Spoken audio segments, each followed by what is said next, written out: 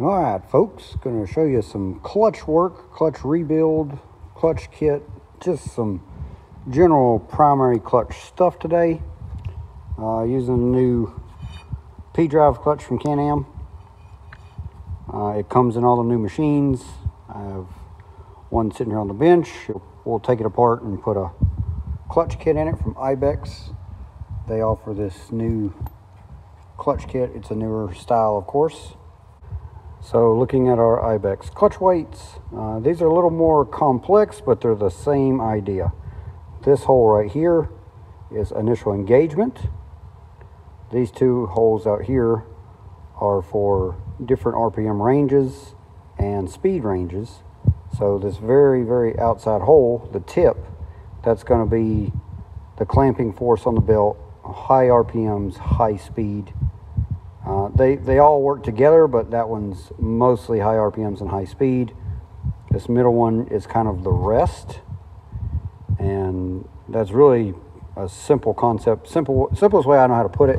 These are your magnetic weights. You have big ones, and then you have half ones. So you're going to scan a QR code that they give you. It goes to the instructions. You'll pick your horsepower, your tire size, and your riding type, whether it's trail, sand, or whatever. They'll give you a great starting point on how many magnets to put in each hole. They'll also tell you about this part. So this is a newer thing for this. This is adjustable.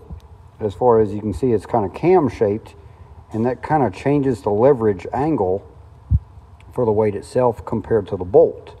So you're changing your leverage, and there's numbers here on these little plastic things, and there's a line and a dot right there. So you'll line up the number with that dot. That'll adjust your cam leverage and then your weight. And that's kind of the basic of it. It's really simple. The other half of the clutch kit is for the secondary clutch. This is a new Helix. It's adjustable. They're going to give you a new spring. They're going to give you springs. They're going to give you the tools. Tools hold this right here. This tool will grab, and you can set your preload. On the chart, they'll tell you how much preload. If you look closely, it's kind of hard to see in this light, but there's marks and degree numbers. So you line up your mark with your degrees of preload, and you tighten all your bolts, and that will adjust the preload on your spring. And that preload is, in short, the tension that it takes to pull the belt through the secondary. In short, CVT clutch works like a 10-speed bicycle.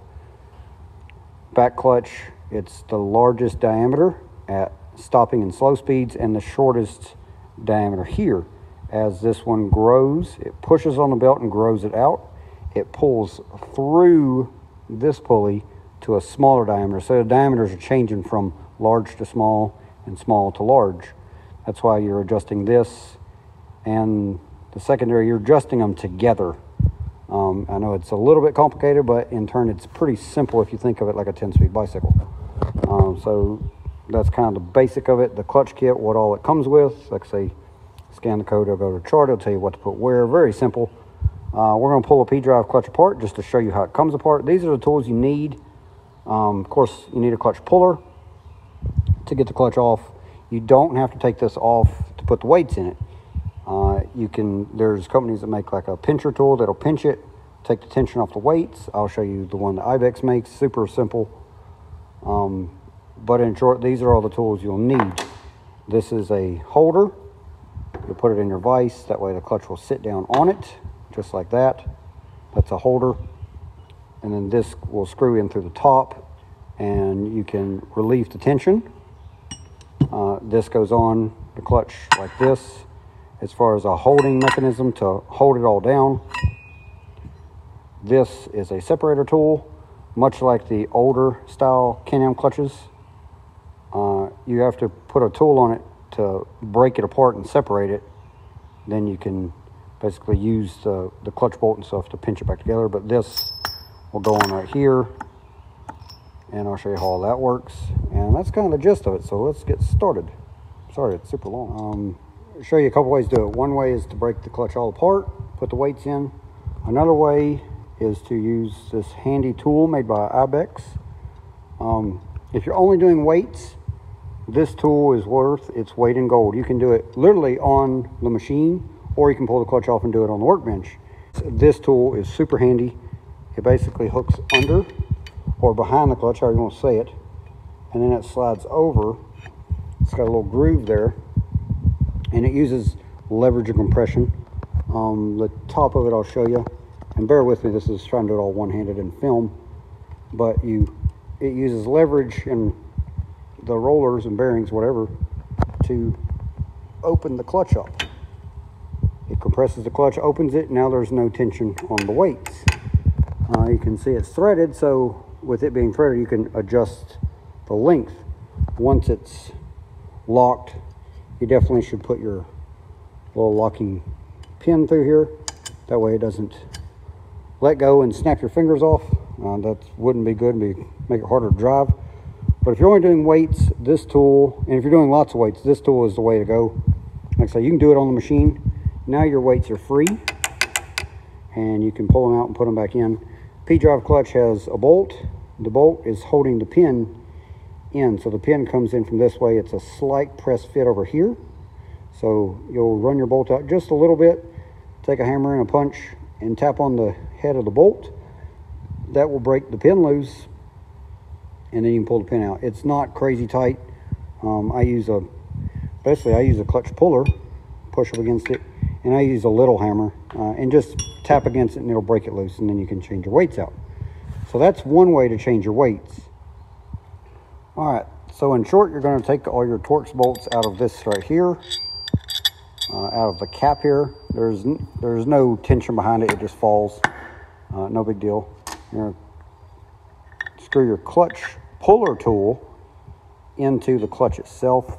Remember, I'm using that little wedge shaped thing to hold everything. And then you're going to use this splitter tool. It basically uses the same holes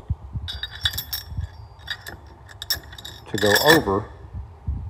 And in short, when you tighten it all back up, you'll screw down on this. This will push against the clutch puller tool, and it'll separate and basically pull and separate the top from the bottom half.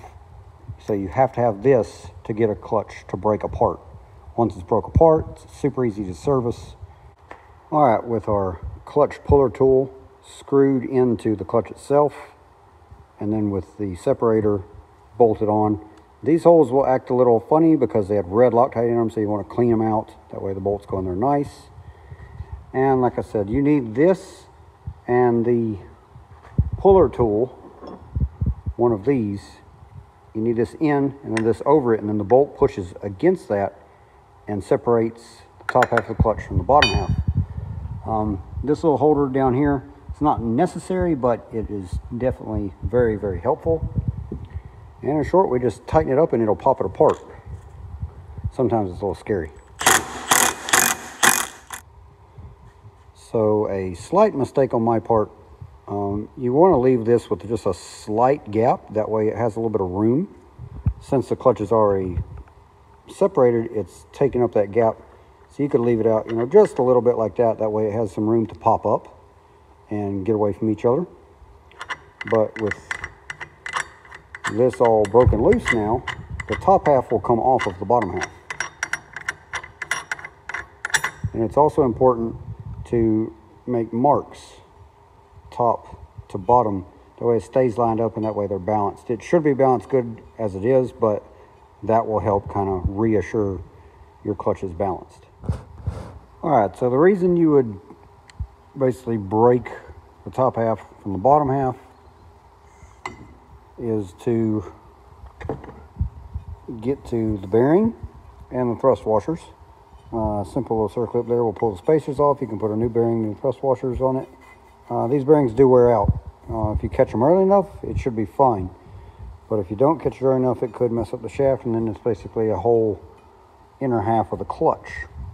Also, this is where you would go in, pull out these little snap ring circlips, new seal, and new bushings.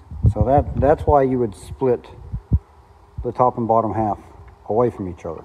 To do just a simple clutch weight kit, you don't have to do that. Therefore, you don't really need this part, but you do need this part and this. Again, we got the little base screwed in there. This will screw on. In short, this pushes down on the spring retainer, and that's by using this together. So you screw it all together, a little bit of tension, you'll push the spring retainer down and then pop that circlip out, and then you can slowly unwind the spring and let the spring tension off, and then the very top, the crown, spider, whatever you want to call it, will separate from the actual clutch sheave, and then you can take out the bolt and change out your weights. Now at the circlip, snap ring, whatever you want to call it, released, you can slowly take the tension off, and that will let you get your spring out. And all tension off, pull out your cover. Remember the order, pretty simple. Pull out your spring. Some kits, they give you a new spring. This Ibex kit, it looks like they do. They give you a new spring. So that's why you would take all this apart, is to get the spring inside there. And with that being said, these are marked.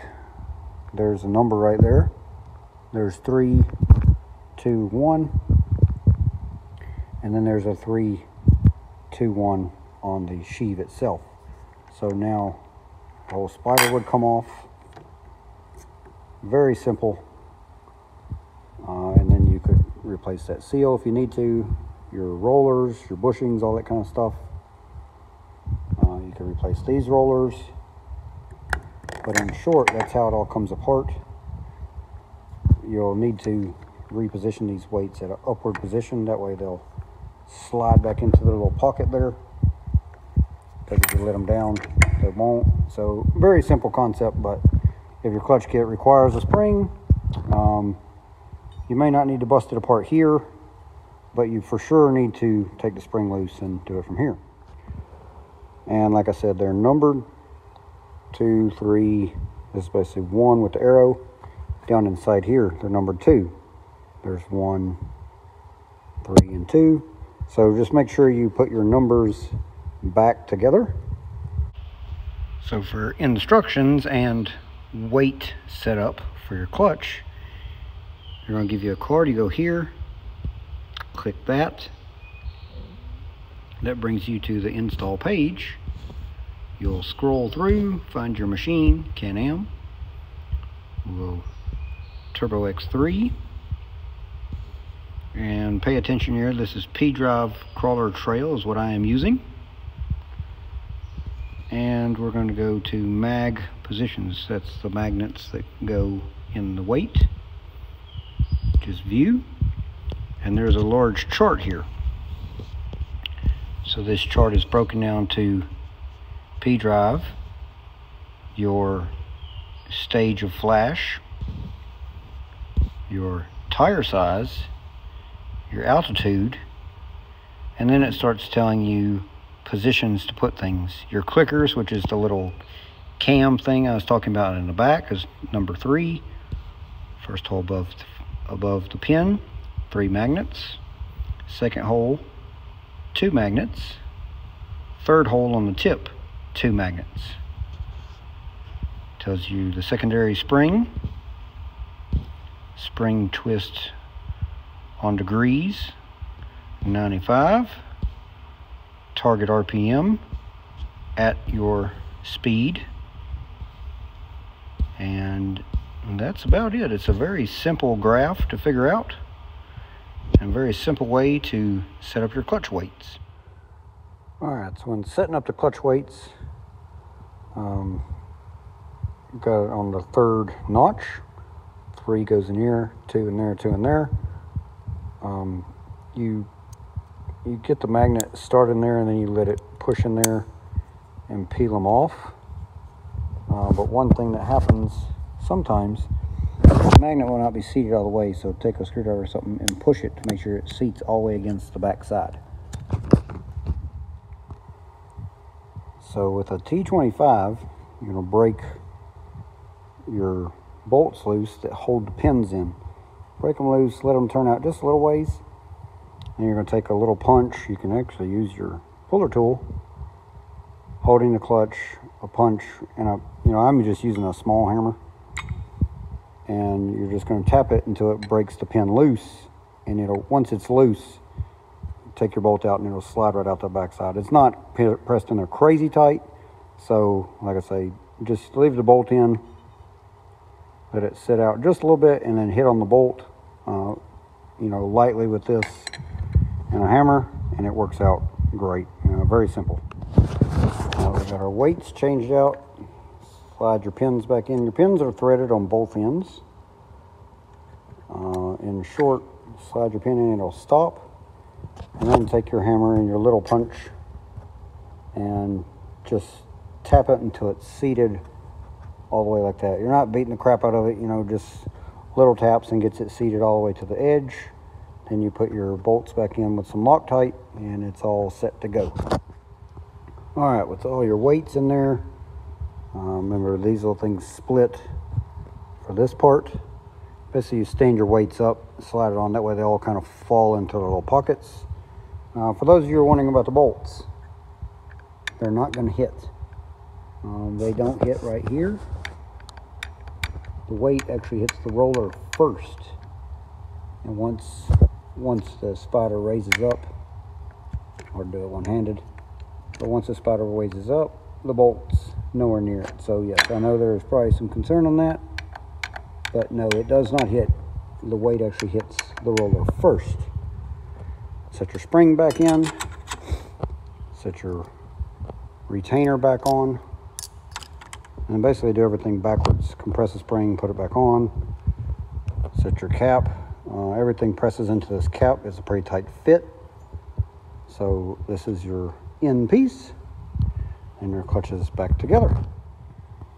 All right, so with the cap back on, this whole upper piece is all complete now, but it would spin and slide and basically pop off. So it needs to be basically pressed back to the stem here. With this little tool, you can run the tool in until it stops, and since it's threading into this piece, it will pull everything together and get it tight.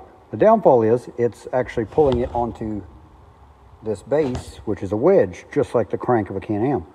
So that's all fine, it gets it all together, and then in short, you take your piece out, put your clutch puller back in, and the clutch puller will pop the clutch off of the base itself. So I know it's a lot of back and forth, but that's kind of how you do it. You could technically, kind of get it pushed together, put it on your crank and use your primary bolt to pull it all back together. But I would much rather get it, pretty much in place here on the bench, and then slide it on, put the bolt on, torque it, and all that kind of stuff. So that's just a couple little ways that I do it to kind of get it safe and then get it on there.